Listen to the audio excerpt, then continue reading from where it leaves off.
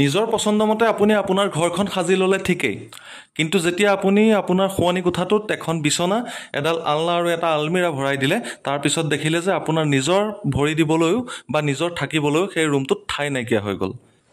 আৰু এই ৱাৰ্ড্ৰবটোৰ ভিতৰত হিডেন লকাৰো আছে, কিন্তু প্ৰাইভেচিৰ কাৰণে আপোনালোকক সেইখিনি মই দেখুৱাই দিয়া নাই। এতিয়া এইখন হ'ল বিচনা, এখন কিং চাইজ বিচনা, 6 ফুট বাই 6.5 ফুট। তাৰ সোঁৱে বাৱে দুইফালে সেয়া দেখিছে আপোনাৰ ষ্ট'ৰেজ আছে। ষ্ট'ৰেজ মানে ছাইড টেবুলৰ নিচিনাকৈ দুফালে দুখন ৰখা হৈছে, আৰু কিন্তু তাৰ তলত যিকোনো বস্তু সোমোৱাই থ'ব পৰাকৈ ষ্ট'ৰেজ আছে। এইখন হাইড্ৰলিক নহয়, এখন নৰ্মেল বেড হয়, কিং চাইজ বেড।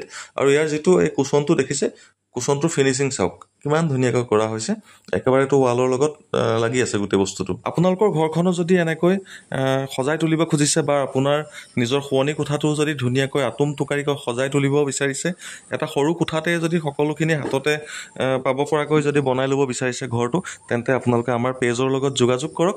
আমাৰ ফোন নাম্বাৰটো আপোনালোকে পেজত পাই যাব, আৰু ইয়াৰ উপৰিও মই ভিডিঅ'টোৰ ওপৰত মোৰ নাম্বাৰটো দি দিম।